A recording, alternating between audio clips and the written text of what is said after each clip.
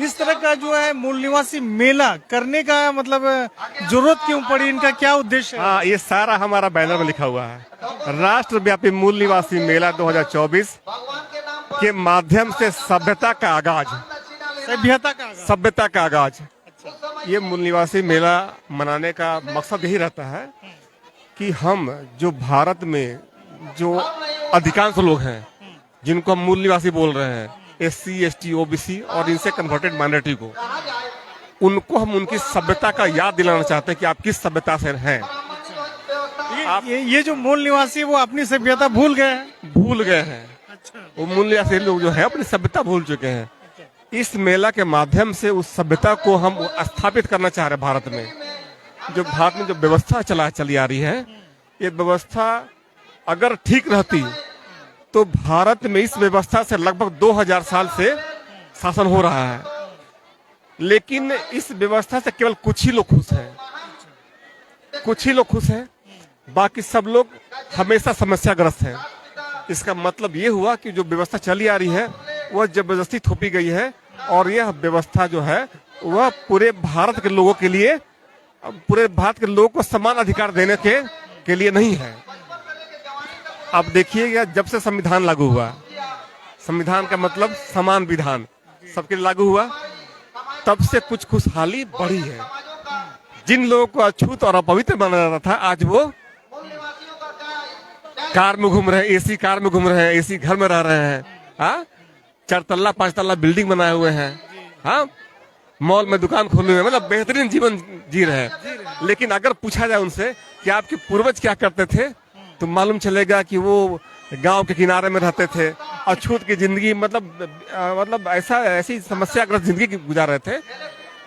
तो ये 2000 सालों से चला आ रहा था। उस व्यवस्था को खत्म करके उससे पहले हमने विषय लगाया है लोकतांत्रिक भारत मेरी जिम्मेदारी। यानी हम अपने आप को जिम्मेदार मानते हैं कि हम भारत में लोकतंत्र को स्थापित करेंगे पूरी तरह से। वो लोकतंत्र जिसको हम लोग 2000 साल पहले भारत में स्थापित किए हुए थे, बुद्ध के समय का लोकतंत्र, सम्राट अशोक के समय का लोकतंत्र। बुद्ध के समय से हम देख रहे हैं भारत में लोकतंत्र है, और लोग कहते हैं कि लोकतांत्रिक व्यवस्था भारत में जो है वो बाहर के देशों से ली गई है, जबकि हमारा इतिहास बताता है कि लोकतंत्र का प्रारंभ ही भारत से हुआ है। तो हम उस लोकतंत्र को स्थापित करने के लिए, यानी जो हमारी सभ्यता थी उस सभ्यता को स्थापित करने के लिए हम मूल निवासी मेला का प्रतिवर्ष। लेकिन सचिव, जो वर्तमान में जो लोकतंत्र अभी भारत में लागू है, जो संविधान लागू है, इसको लेकर बहुत सारे लोग सवाल उठा रहे हैं कि जो संविधान में जितने अधिकार यहाँ के ST, SC, OBC माइनॉरिटी के लोगों को दिया गया था, आज कहीं ना कहीं वो अधिकार नहीं मिल रहा है लोगों को। मैं आपके बात को काटना चाहूंगा कि संविधान केवल SC, ST, OBC को और माइनॉरिटी को अधिकार नहीं देता है, सबको अधिकार देता है। संविधान भारत के नागरिकों के लिए है, प्रत्येक नागरिकों को अधिकार देता है। कुछ वैसे नागरिक इसको ऐसा समझे कि मेरा कहने का मतलब सर हुआ कि ST, SC, OBC माइनॉरिटी के लोग जो है ये ऑलरेडी शोषित वंचित थे, और इनको जितना अधिकार दिया गया संविधान के जरिए, आज कहीं ना कहीं उन अधिकारों से भी वंचित किया जा रहा है। मेरा ये शब्द है। हाँ जी, इसका कारण नहीं है। देखिए, ये सब तो होता है शासन व्यवस्था से, जिसका शासन उसका प्रशासन, उसी का आरक्षण, हाँ, तो सारे सुख सुविधा जो है जिसका शासन रहता है उसके अनुसार। तो शासन करने वाले जो लोग हैं, अगर उनकी मंशा नहीं है कि जिनको संवैधानिक अधिकार मिला है, अगर उनको हम संवैधानिक अधिकार हम दें, तो नहीं, ये तभी से ये समस्या आ रही है। देखिए, मैं जो बताना चाह रहा था, जो आपने बीच में रोक दिया, कि हम एक परिवार हैं, एक घर में 4 भाई, अगर उसमें से 2 भाई बीमार हो गया, किसी को बुखार है, कोई कमजोरी है, तो उसको स्पेशल ट्रीटमेंट माँ बाप के द्वारा दिया जाता है ना। जो कमजोर उसके लिए हॉर्लिक्स, जो बीमार उसके लिए दवा दिया जाता है। कब तक? जब तक वो ठीक ना हो जाए, हाँ, यानी सब जो है सभी बच्चे स्वस्थ रहेंगे तो घर का विकास होगा।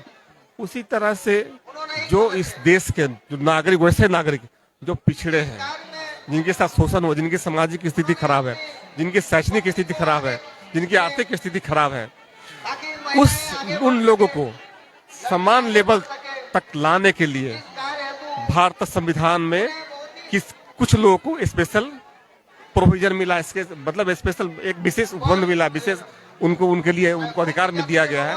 वो तब तक है जब तक उनको समान लेवल तक नहीं आ जाए। और इस देश में एक बड़ी समस्या है जाति। हम लोग हमेशा इस बात को फोकस करते हैं, जब तक ये जाति रहेगी, मन में जाति रहेगी, तब तक भारत ऊंच और नीचे रहेगा। कोई ऊंचा है, कोई नीचा है, कोई बड़ा है, कोई छोटा है। जब तक हमारे मन में भारत के नागरिक होने का एहसास नहीं होगा, मेरे मन में, भारत के प्रत्येक व्यक्ति के मन में, तब तक ये भारत देश अपने उच्च स्तर पर नहीं पहुंच पाएगा। आज भारत जो है विश्व का 5वां मजबूत अर्थव्यवस्था कहा जा रहा है, लेकिन जब वहीं पे जब सबका आर्थिक आंकड़ा निकाला जाए कि जो मजबूत जो अर्थव्यवस्था है ये किन के बलबूते है, तो मुश्किल से 1-2% या 5 से 10% लोगों के हाथों में ही वो अर्थव्यवस्था का मजबूत पकड़ है।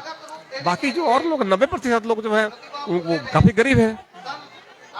आप मतलब देख रहे होंगे कि भारत सरकार, वर्तमान सरकार जो है वह 81 करोड़ लोगों को मुफ्त में अनाज दे रही है। हाँ, क्यों देना पड़ रहा है? जी।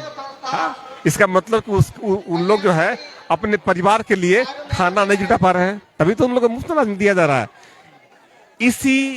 ये जो व्यवस्था है इसको खत्म करने के लिए मुफ्त अनाज वाला सिस्टम जो है खत्म कर देना है। क्यों किसी को मुफ्त अनाज दीजिएगा आप? उसको रोजगार दीजिए ना, वो खुद खरीद लेगा।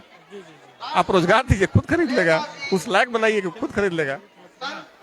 तो मतलब उनको रोजगार दीजिए, मुफ्त अनाज मत दीजिए। क्यों दीजिएगा मुफ्त अनाज? तो ये हमारे वीरेंद्र सर हैं जो एक्सक्लूसिव आप लोग इनकी बातचीत देख रहे हैं। सर, इस चैनल के माध्यम से हमने तो अपील कर ही दिया, आप लोगों से क्या अपील करना चाहिए? हाँ, मैं लोगों से अपील करना चाहूंगा कि हम भारत देश के नागरिक हैं, भारत देश हमारा है। यहाँ कोई बाहर से आदमी नहीं आएगा हमको सुधारने के लिए। भारत का प्रत्येक नागरिक में संविधान में लिखित बंधुत्व की भावना जागृत होनी चाहिए, और ये जिम्मेदारी किसकी है? हमारी है। भारत में एक दूसरे के बीच में जो बंधुत्व की भावना हो, वो जिम्मेदारी हमारी है। कोई बड़ा नहीं, कोई छोटा नहीं।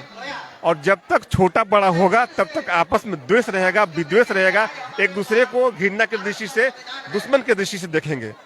यानी हम एक साथ रहने के लायक नहीं रहेंगे।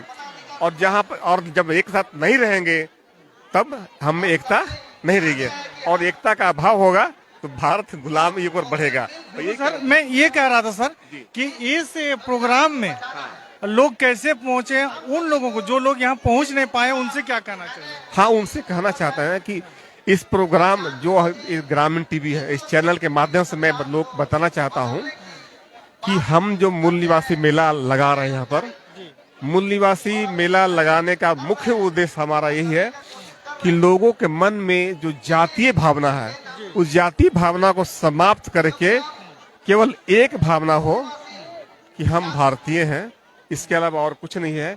ये भारतीय भावना स्थापित हो जाएगी। ना हिंदू, ना मुस्लिम, ना सिख, ना ईसाई, केवल भारत के लोग, जो कि संविधान में लिखा है। संविधान जो स्टार्ट होता है प्रस्तावना, उसमें लिखा वो हम भारत के लोग। जी सर। ना हम भारत के मुस्लिम, ना हम भारत के हिंदू, हाँ, हम भारत के लोग। हम भारत के लोग। हम इसी चीज को स्थापित करना चाहते हैं कि हम भारत के लोग हैं, इस भारत के बच्चे हैं। इस भारत देश को सबसे टॉप पे पहुंचाने के लिए हमको अपना जातीय चेतना को हटाना पड़ेगा मन से, बस यही है। तो ये एक्सक्लूसिव तस्वीर, ये वीडियो आप लोग देख रहे थे बोकारो चास के पुराना बाजार अम्बेडकर पुरी, और यहाँ पर है अम्बेडकर पार्क, जहाँ पर अभी और सर कई दिन बाकी है प्रोग्राम? आज 11 तारीख है, 12, 13, 14, यानी हाँ 13, 14 3 दिन का कार्यक्रम बाकी है। जो आप लोग आना चाहते हैं, इस कार्यक्रम में भाग लेना चाहते हैं, बिल्कुल आप लोगों का स्वागत है। इस कार्यक्रम में केवल भाषण नहीं है, हम बच्चों का चहुमुखी विकास भी करेंगे। चहुमुखी विकास मतलब उनमें जो हुनर है उसको भी उभारेंगे। कोई ड्राइंग करता अच्छा, उसके लिए हम ड्राइंग प्रतियोगिता भी रखे हैं। कोई डांस करता, उसके लिए डांस प्रतियोगिता भी रखे हैं। कोई भाषण देता है, उसको भाषण निबंध प्रतियोगिता, रंगोली प्रतियोगिता। महिला हर महिलाओं के लिए म्यूजिकल चेयर, इसलिए कि महिलाएं हमेशा मतलब भारत का जो सामाजिक व्यवस्था रहा है, उस व्यवस्था में महिलाएं हमेशा घर में रहती हैं। घर से बाहर निकालने के लिए उन लोग के लिए भी रखे हैं कार्यक्रम। बूढ़ों और पुरुषों के लिए क्रिकेट है, ये बूढ़ों के लिए वो हांडी फोड़, जो हम लोग आंख पट्टी बांध करके वो हांडी फोड़ा जाता है, वो भी हम लोग रखे हैं, ताकि हर तरह से लोग पूरा टैलेंट हो जाए, एक्टिव हो जाए, हर तरह से लोग लुत्फ उठाएं इस मेला का। मेला का मतलब वैसा होना चाहिए कि मेला लगा हुआ है, उस तरह का। तो ये जो प्रबोधन सत्र के बाद में आप लोग यहाँ पे जो लोग अभी हमारे वीडियो को लाइव देख रहे हैं, मैं उनसे कहना चाहूंगा कि बहुत ही जल्द यहाँ पे बच्ची लोग जो है कि नृत्य कला दिखाने वाली है, उनको पुरस्कृत भी किया जाएगा। जी हाँ, सभी के लिए सभी बच्चों के लिए पुरस्कार है। हम लोग लगभग 11 से 12 इवेंट करवा रहे हैं। 12 इवेंट में सभी बच्चों को फर्स्ट सेकेंड थर्ड प्राइज दिया जाएगा, और जो लोग भाग ले रहे हैं उन सबको सांत्वना पुरस्कार, सभी को सर्टिफिकेट दिया जाएगा। और बड़े अच्छे तरीके से यहाँ सुविधा है। कैमरामैन इधर दिखाइएगा, इधर तमाम माताएं जो है कि इधर बैठी हुई है, बीच में ये लाइन है। कैमरामैन ये दिखाइएगा, ये बीच में लाइन है, और इधर पुरुष यानी लड़के लोग बैठे हुए हैं और इस कार्यक्रम का आनंद ले रहे हैं। और इधर तमाम माताएं बहनें इधर आई हुई है, इधर आई हुई है और पूरी अच्छी तरह से इस प्रोग्राम को समझ रही है और देख रही है कि आखिर इस प्रोग्राम का क्या महत्व है, इसे क्यों किया गया और इससे क्या लाभ होगा। इन तमाम चीजों के साथ मैं आप लोग का छोटा भाई AR बुकारवी लेता हूं आप लोगों से विदा। जय झारखंड, जोहार झारखंड।